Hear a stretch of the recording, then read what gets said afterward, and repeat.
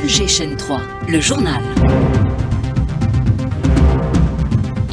Bonjour Fatima, mesdames, messieurs, bonjour et soyez les bienvenus dans cette nouvelle édition sommaire de la matinale de ce samedi 22 mars. En tant que représentant du président de la République, le ministre des Moudjahidines prend part à la cérémonie d'investiture de la présidente de la Namibie et du 35e anniversaire de la fête d'indépendance du pays.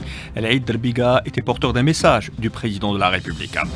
Former un front médiatique national, mobilisant tous les moyens pour défendre l'Algérie, impératif souligné par le ministre de la Communication. De plus en plus de fois s'élève également pour critiquer la campagne de désinformation menée contre l'Algérie par l'extrême droite et des officiels français. Les réalisations accomplies dans le domaine hydrique permettront à notre pays d'atteindre le seuil des pays développés. Le Conseil national des droits de l'homme salue les progrès réalisés par l'Algérie en vue de renforcer la sécurité hydrique. Le monde célèbre ce 22 mars la journée mondiale de l'eau.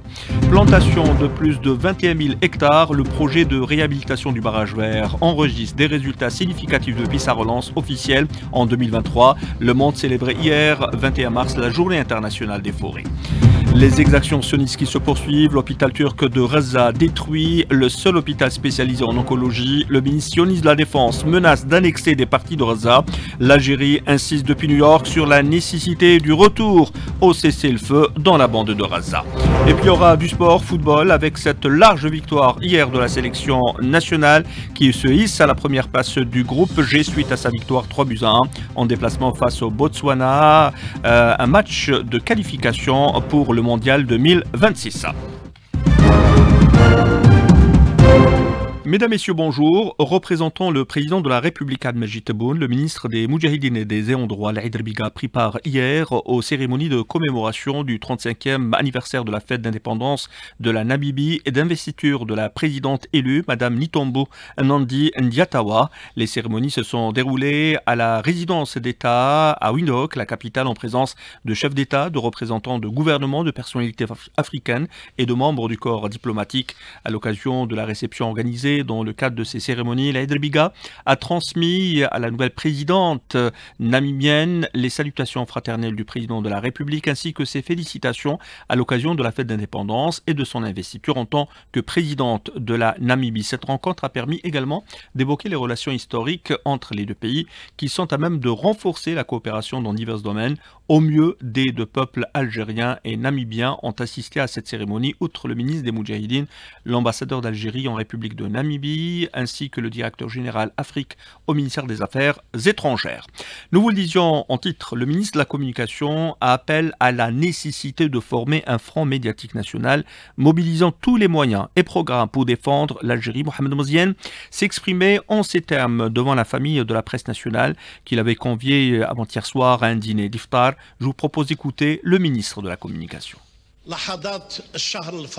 En ces moments du mois sacré, j'invite tout le monde, en particulier la famille des médias nationaux, à se rallier aux valeurs nationales. C'est une occasion de se recentrer sur l'identité algérienne ancestrale, riche de valeurs nobles fondées sur la fraternité, la pureté, la coopération et la solidarité. Ces valeurs nous permettront de nous unir et de constituer une famille médiatique unie, aspirant à apporter une valeur ajoutée au travail accompli par les institutions de l'État. Un front national pour défendre l'Algérie, voilà ce qui nous amène à évoquer toujours cette campagne de désinformation menée contre l'Algérie par l'extrême droite et des officiels français. Le ministre français de l'Intérieur, Bruno Retailleau, appartient à une partie de la droite française qui n'a jamais accepté que l'Algérie ait arraché son indépendance et que cette dernière ne lui a pas été octroyée par la France. Ces propos émanent de l'éditorialiste et spécialiste français des questions internationales, Anthony Bélanger. De son côté, le parti politique La France Insoumise a indiqué que Bruno Retailleau utilisait l'ensemble des prétextes possibles pour s'attaquer à l'Algérie, soulignant que cette escalade vise des intérêts personnels. Interrogée par France Info, la radio française, la présidente du groupe parlementaire La France Insoumise, Mathilde Panot, a dénoncé l'utilisation par Retailleau de l'ensemble des prétextes possibles pour hausser le ton avec l'Algérie et pour mener à une escalade qui vise finalement ses intérêts personnels dans sa course à la présidence du Parlement parti de droite. Pour rappel, plusieurs voix se sont élevées en France pour critiquer la campagne de désinformation menée par des ministres et responsables français ainsi que par l'extrême droite qui s'attaque quotidiennement à l'Algérie. L'Algérie résolument tournée vers l'avenir et qui poursuit sa dynamique de développement. L'Algérie, véritable locomotive du développement en Afrique. C'est le rapport économique sur l'Afrique 2025 qui le relève, un document rendu public à l'occasion de la 57e session de la conférence des ministres de la Commission économique pour l'Afrique relevant de l'ONU. Le document met entre autres en avant les avancées enregistrées par l'Algérie pour réduire la pauvreté et pour prendre en charge les couches nécessiteuses. L'Algérie compte moins d'1% de pauvreté et atteindra le 0% de taux de pauvreté en 2030. Brahim Gendouzi, économiste, il en parle à Hakima Kamal. Par rapport au taux de pauvreté en Afrique, il y a les indicateurs des Nations Unies qui reposent sur quelques paramètres, à savoir l'accès à l'éducation, l'accès à l'eau potable, à l'assainissement, à l'énergie, la question de la santé, particulièrement la mortalité infantile. Donc l'ensemble de ces paramètres constituent ce qui est appelé la pauvreté. Donc aussi bien les Nations Unies que la Banque mondiale se préoccupent de cet aspect de la pauvreté. Et en Afrique, il y a particulièrement des pays qui sont dans une situation difficile. Alors, le classement qui a été fait récemment par les Nations Unies fait en sortir pour l'Algérie une avancée importante contre la pauvreté, puisque l'Algérie est classée en 3e position. Et à l'horizon 2030, il n'y aura pas de pauvreté dans le sens où il y a l'accès à l'éducation, à la santé, à l'énergie, à l'eau potable, à l'assainissement. Donc, c'est ces indicateurs qui constituent les références pour désigner les pays avancés dans le cadre de la pauvreté. C'est Brahim Gendouzi, économiste, au micro de Hakima Kamali. À propos d'avancées toujours, les réalisations accomplies dans le domaine hydrique permettront à notre pays d'atteindre le seuil des pays développés. Le Conseil national des droits de l'homme saluait hier les progrès réalisés par l'Algérie en vue de renforcer la sécurité hydrique. Le monde célèbre ce 22 mars la journée mondiale de l'eau. Najib Idrissa. C'est notamment au travers du programme national de réalisation d'usines de dessalement d'eau de mer inauguré récemment par le président de la République. L'eau étant source de toute vie, comme le dit l'adage, le Conseil estime que l'accès à l'eau ainsi qu'aux services d'assainissement font partie intégrante de l'approche des droits de l'homme, ce qui rejoint un des objectifs de développement durable. Le Conseil national des droits de l'homme saisit cette occasion pour adresser un message aux institutions concernées ainsi qu'aux différents acteurs impliqués pour rappeler les politiques publiques afin de garantir un droit essentiel, celui du droit à l'eau pour tous. Le Conseil ne fait pas pour autant que constater, mais se veut aussi force de proposition. Parmi elles, le renforcement de la recherche scientifique sur les questions climatiques et hydriques, ainsi qu'une politique de préservation de cette ressource rare et son utilisation de façon rationnelle. Et justement, la wilaya d'El Niara dispose d'un potentiel en eau très important et la nappe souterraine permet une eau potable très naturelle et de qualité, nous dit notre correspondant permanent sur place, Mahfoud Karkar.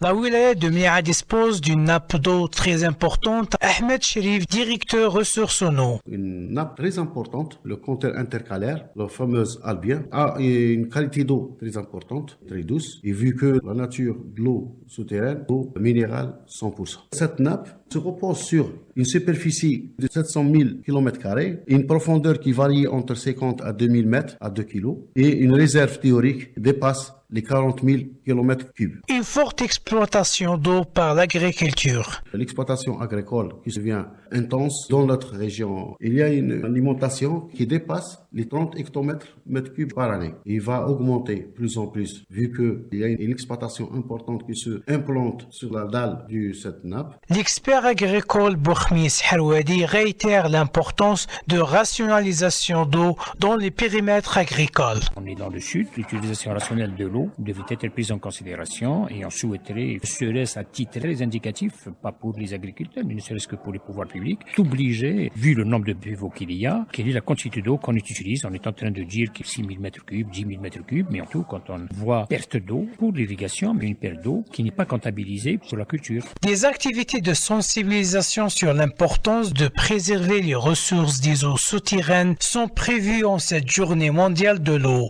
De l'Emnia à Mahfoud Karkar pour Al Jishan 3. Sécurité hydrique et sécurité alimentaire, plantation de plus de 21 000 hectares. Le projet de réhabilitation du barrage vert a enregistré des résultats significatifs depuis sa relance officielle. C'était en 2023. Le Monde célébrait hier, le 21 mars, la journée internationale des forêts. Le thème retenu cette année, forêt alimentation.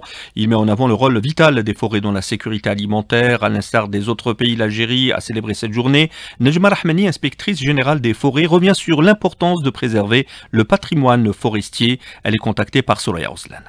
L'Algérie commémore la journée internationale des forêts sous le thème « Les forêts et les aliments » pour slogan « Prendre soin des forêts pour nourrir l'humain ». Aussi, cette journée pour une meilleure sensibilisation du rôle des forêts qui sont considérées comme des piliers de la sécurité alimentaire et de la nutrition. Plusieurs activités auront lieu à travers tout le territoire national célébré par le personnel des conservations des forêts, des parcs nationaux, des centres cynégétiques et des réserves de chasse.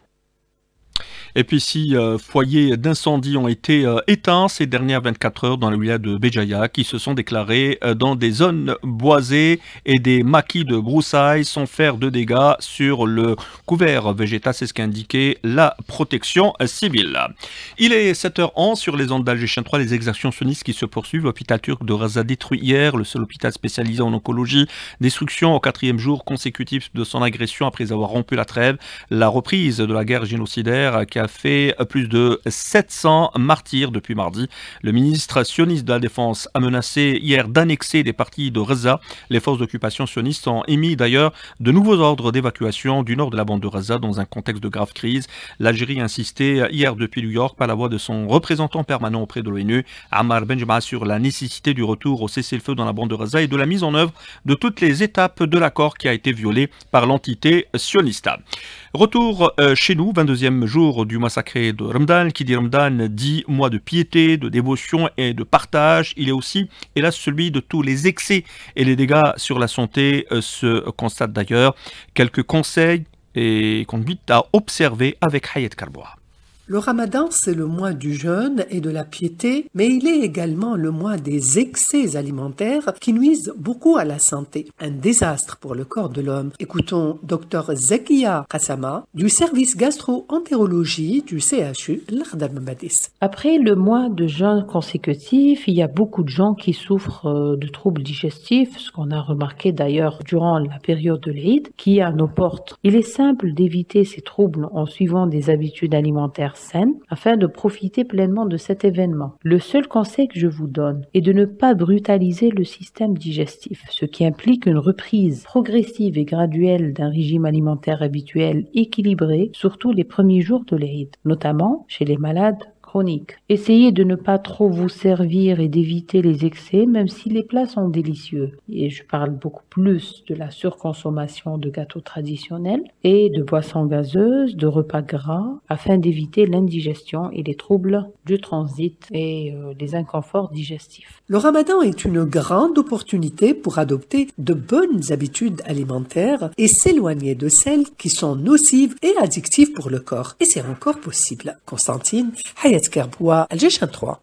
Constantine, direction Tizi Ouzou, la salle de spectacle de la Maison de la Culture Mouloud Mamri, a eu beaucoup de mal à contenir hier soir la grande foule venue assister au concert de la chanteuse kabyle Taous Arhab Mohamed Haouchine. Vive l'Algérie, vive l'Algérie!